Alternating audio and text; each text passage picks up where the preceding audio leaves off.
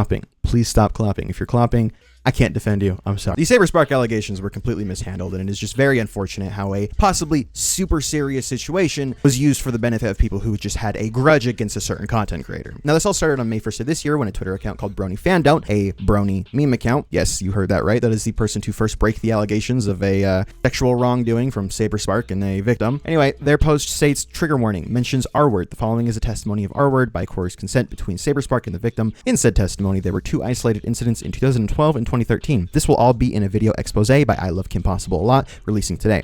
Now, I'm not going to go ahead and read the entirety of the allegations for you because that would just take way too long. But essentially what happened in the first incident was this victim was at a Brony convention, met Saber Spark, and they ended up in his hotel room where, without explicit consent given, Saber Spark initiated sexual contact. And then they continue to have connection with Saber Spark, talking on the phone, talking through text, leading them to meet up again at another Brony convention where, again, without explicit consent, Saber Spark initiated sexual contact. They talk about how the power dynamic of their age, Saber Spark at the time, I believe, being 23 or 26 and then being 18, and just the fact that she was a fan and he was a content creator also enabled that situation to happen. People who have had hate for Saber Spark for a long time for, defending Black Griffin weirdly celebrated Saber Spark having allegations of his own brought to light. The fact that you celebrate someone being harmed is very odd just because you don't like a certain content creator. A little odd, a little weird. Now, just like the Brony Fan Don't account stated, I Love Kim Possible a Lot. She did end up releasing her video to mixed reaction. For a video that's covering serious allegations, you would assume that possibly it would be a little bit serious. I don't want to be alive anymore. It only gets worse from here. I'm gonna need every last drop of this. I'll tell you the big advantage of dating a high schooler. I've come to make an announcement. Shadow the Hedgehog is a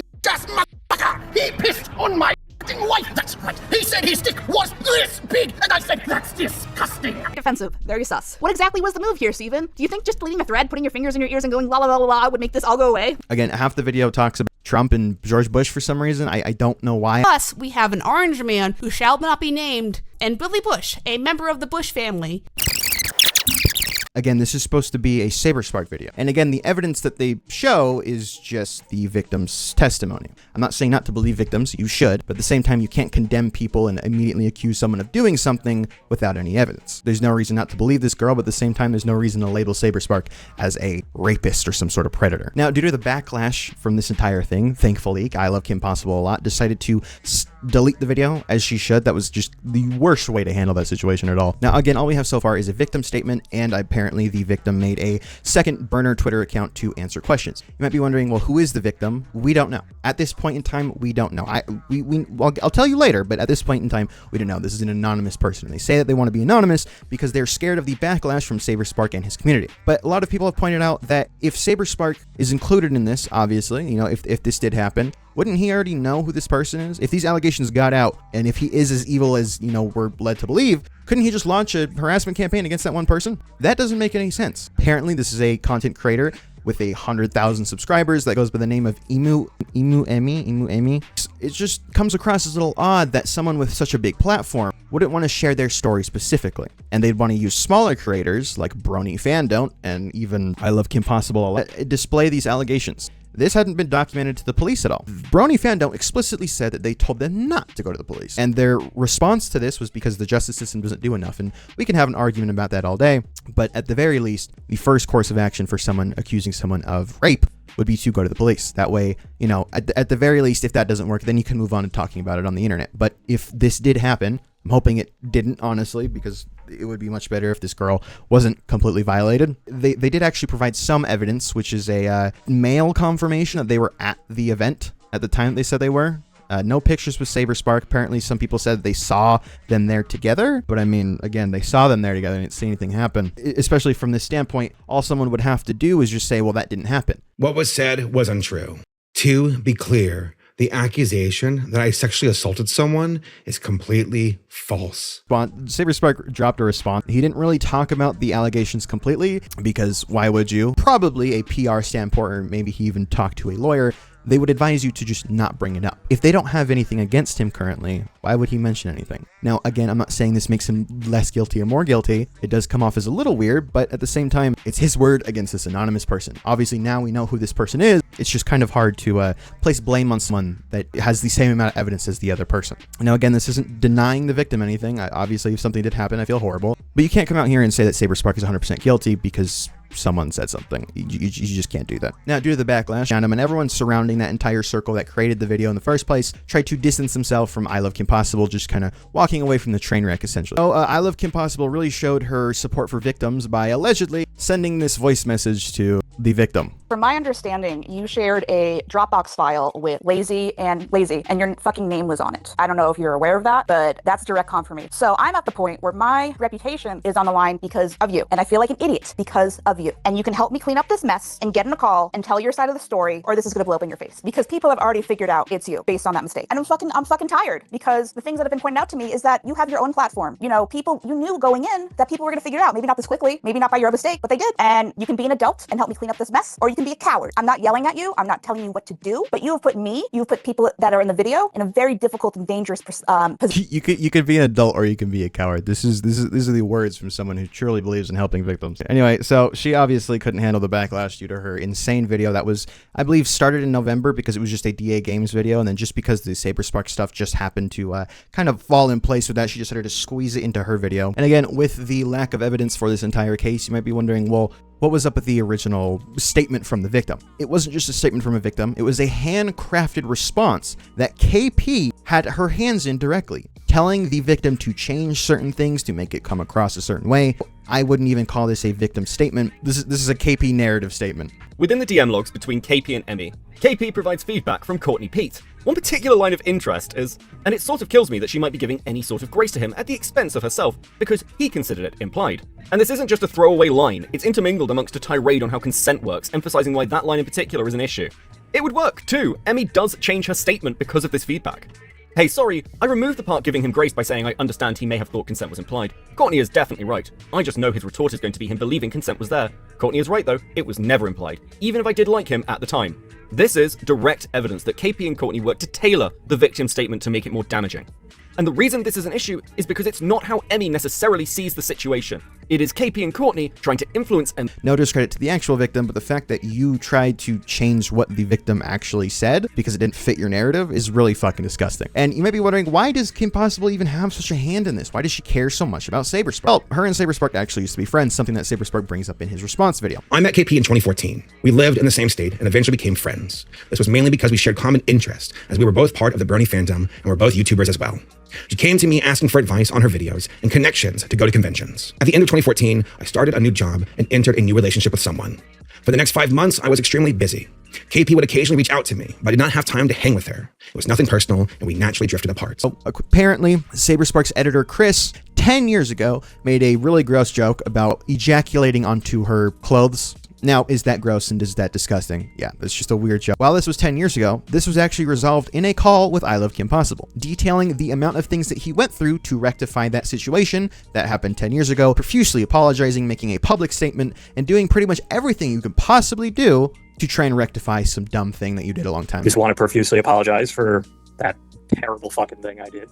And that was an absolute horrible person so many years ago, and you didn't deserve that.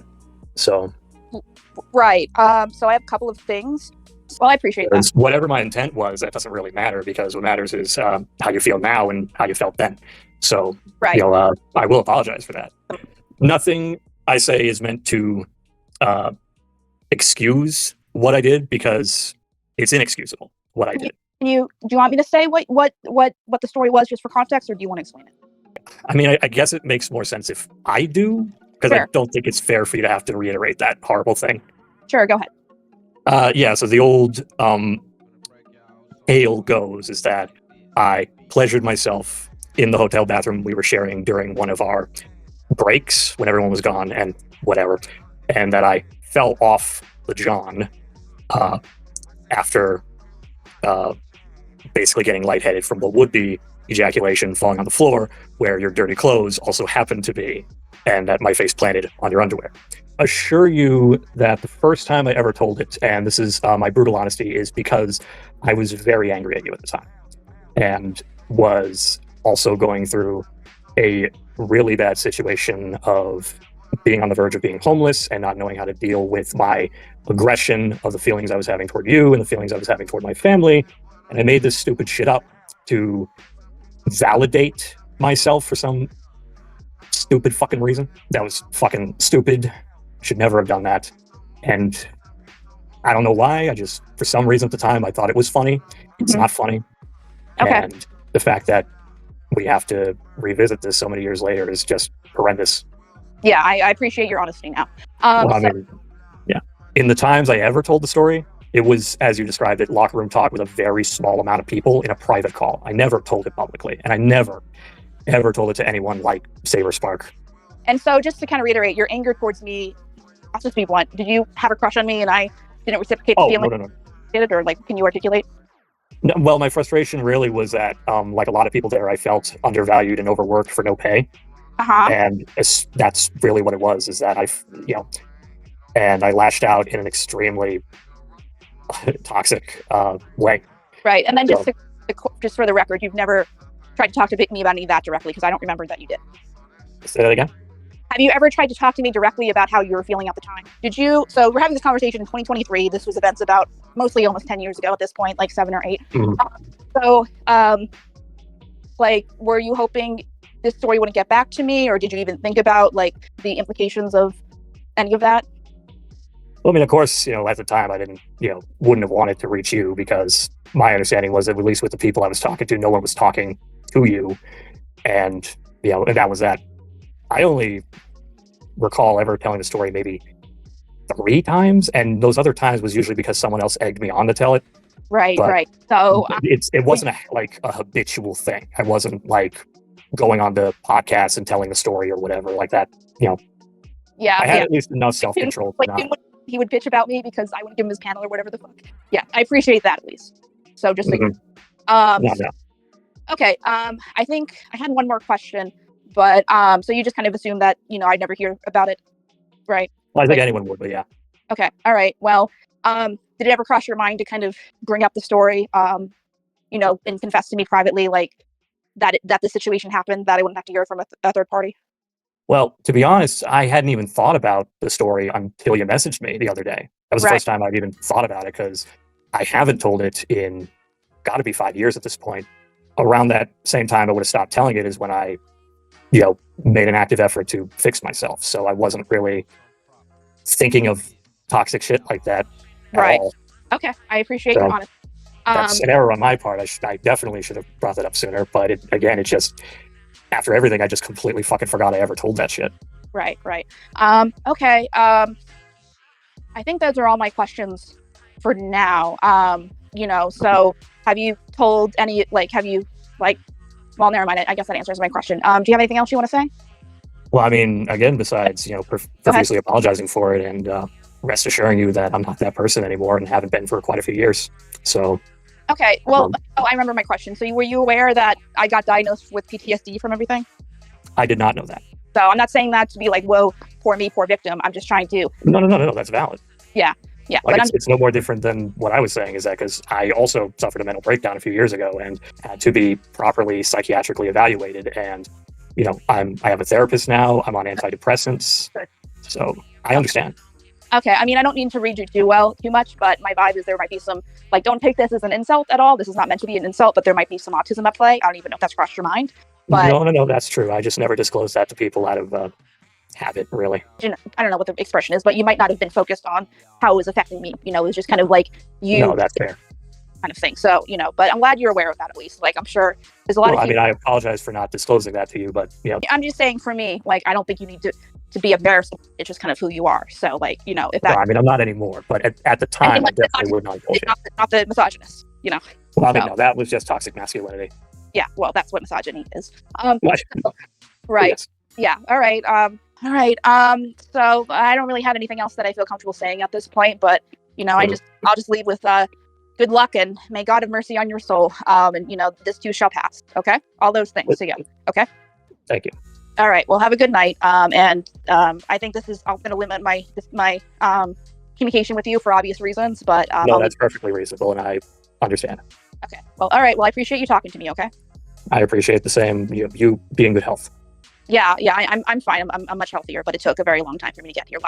Lots of very deep trauma therapy. Obviously, I think that's just a retarded ass joke. Don't think that was normal. I think you're kind of weird for saying that. But again, he's rectified as much as he could, right? In that Discord call, it seemed like it ended amicably. These people didn't really have anything else to say to each other. Kim Possible even says, you know, you need to move on from this. It'll be fine. But for some reason, in these email exchanges with Saber Spark and Kim Possible, this was brought up, and I Love Kim Possible acted like it was the end of the world and like nothing was ever done about it, asking why Saber Spark never actually fired Chris for these comments. Now, Saber Spark says that, again, in his response, that he believes in people changing and giving people a second chance, and from what he's seen from Chris, that's what he did. He did change. I don't really know what you want me to do. For Kim Possible, apparently she wants him to be completely deplatformed, to lose his job and his entire life because of something he said 10 years ago. Because of the vendetta they have against Saber Spark. I'm not here to defend Saber Spark. I don't care. I don't watch his content. I'm just going over what's currently happening. Again, according to people who were very close to her, she was very narcissistic, which is one of the reasons that led to her not having a platform anymore and losing a lot of the friends that she had, was because she wanted to do things her own way, and that just unfortunately didn't work. Actually be presented for that. But it goes to show that she definitely has had both a beef with Steven and other individuals who haven't kind of, in her mind, lifted her up with them. You know, they became successful and she saw it as, why not me? You know, her content in the community as a whole was kind of lackluster, or like, you know, it got views, but as soon as, you know, she kind of wanted to shift away from that, she couldn't pivot in a way where her content was thriving. So I think she very much internalized a lot of this, like, why is it that Steven was able to do that with Saber Spark? Why is it that other individuals are able to make their livelihood, you know, work for them? So you could probably tell the story of how frustrated I was with her because I went to bat for Rachel. And I had told people that moving to LA had caused her to grow and mature as a person. It is difficult. The entertainment industry is difficult. Let's be real. And she was trying, and I thought maybe it would have given her some life perspective that she had lacked before. And then she went and made me out to be a liar. And I was super not happy with her about that. Like, I mean, is it fair to say that this is the end of any industry contact she had left? That essentially it's destroyed any remaining friendship she had? That's, as far as my sphere, that's pretty accurate. I know that people that I know that if I say something, I mean it. And I did tell everyone. I posted the link to my Twitter and I said, this is my stance. I just want all of you to know. And I already knew that a lot of our mutuals had put her on the information diet. Now, with Kim Possible having all of these grudges against Saber Spark, it also doesn't help that the Brony Fan Don't account was one of the main proprietors in starting the Black Griffin allegations. But for a long time, the Brony Fan Don't account had been a really big messenger into trying to get the Black Griffin allegations, or at least getting him canceled. Now, Black Griffin is, again, one of Saber Spark's friends who he's defended adamantly in the past, and some people aren't too happy with that. Black Griffin a predator. And I'd like you to keep in mind here that Fando themselves admit that they don't have proof behind the Destiny allegations. In fact, they were using those allegations in an attempt to gay up and blackmail Black Griffin. Brony Fan Don't himself isn't the most perfect angel. You know, like we said, we don't have perfect victims. I guess we also don't have perfect accusers. Brony Fan Don't has gone on record multiple times explaining how they have a sexual attraction towards a underage character from My Little Pony. Multiple times. This person is super adamant about defending their underage child porn. I don't know. It's actually wild. The fact that anyone has taken this guy seriously is really gross. And it's not, you don't even have to do that much research. It's pretty easy to find. Like, it's just gross. On top of that, apparently they've defended their friend who was dating a well-known predator, or dated a well-known predator, multiple times. Now, Claire, the wife of Black Griffin, has said that she wasn't groomed and that they are married now, and the community hates her because that's her opinion. In love, and I knew what that was like, and I just feel really bad for her. And I'm like, why do people freaking keep saying this about me? Like I'm some idiot. And this is the thing too, like, even if I get frustrated about it, people are like, oh, I understand that you're so angry. Like, you're a very, like, you know, it doesn't mean that you're stupid. You can be a smart person and get in a situation like that. I'm like, yeah, and I freaking know what that's like because that was my family situation. And I hate it when people say that to me as if I don't know what that's like. And one day I'll figure it out. One day I'll figure out that I've been groomed. And I'm sitting here like, nobody knows that I've basically already been through this. You know, people talk about grooming in this non-sexual way, which is so funny because I'm like, why the frick would I be groomed non-sexually into a marriage? What's the marriage for? Shaking hands? Like, what the hell? It just doesn't make any sense. But because the victims of Black Griffin didn't agree with these people, especially Brony Fandon't's takes on it. Brony Fandon't went on a little bit of a tirade, saying a lot of weird things to the victim. Again, these people claim to care about victims completely, and no matter what, but they decide to attack victims when their story doesn't align. It's pretty fucking wild. This doesn't even really seem to be a Saber Spark issue. It seems to be more of a, I don't like Black Griffin. Black Griffin is associated with Saber Spark. Saber Spark defended Black Griffin. The second anything comes out that Saber Spark could possibly also be a predator, they just jumped on it. Full send. It's insane. The chicanery of this is actually ridiculous. After all of the hate and everything, Brony Fan Don't decided to try and suicide bait for attention. Just do it. Just do it. You can't not do it. You can't not do it! Just fucking do it! I'm not going to say 100% that it was suicide bait. It could have been totally real, but when you live stream yourself crying over a bridge doing this, saying, just do it, you have nothing to go back to. Over people being upset that you presented zero evidence when accusing someone of being a rapist is a little fucking wild. But my opinion is that it was suicide bait. I don't know for sure or for certain if it was or not. Yes. Now, luckily, someone did end up actually calling police and mentioning that someone was at risk of, hurting themselves, and they were taken to a mental hospital. What's wrong, man? People are calling about you. I'm here to help. Where the other user, Sophie Scruggs of the Brony Fan Don't account, is, I guess, taking over and has changed the password. That way the original guy doesn't have access to it and can't continually get harassed online, I guess. Again, I don't condone harassment of any kind, but it's just weird. And again, the fact that you guys try to expose these people and then come out getting exposed as someone who pays for child porn on Twitter is wild. One of the people that helped with the Kim Possible video was during the premiere was talking to victims of CSA, and instead of listening to them and hearing their opinion on it, she decided to just act like a dickhead the entire time and say, well, that's just my default setting. Oh, don't talk to me until I've had my coffee. It's just weird millennial bullshit, and I don't understand it. It's really, really weird. There'll probably be more about this. Again, if there is more evidence, would love to see that, because so far all we have is Saber Spark saying it didn't happen and someone saying it did happen. And that's kind of unfortunate, because if something did happen, I would like to be able to know for 100% fact that that person can be deplatformed. But telling someone not to go to the police at all is insane. And then jumping ship when the person who you trusted to cover this story fucked it up. Make sure to like and subscribe. This is no hate towards bronies at all, okay? I understand I have furry friends, okay? I'm not a furry myself. Do think it's a little odd. Same thing with bronies, but some of y'all are chill. Some of you guys, though, not fucking with the clopping. Please stop clopping. If you're clopping, I can't defend you. I'm sorry. Anyway, goodbye.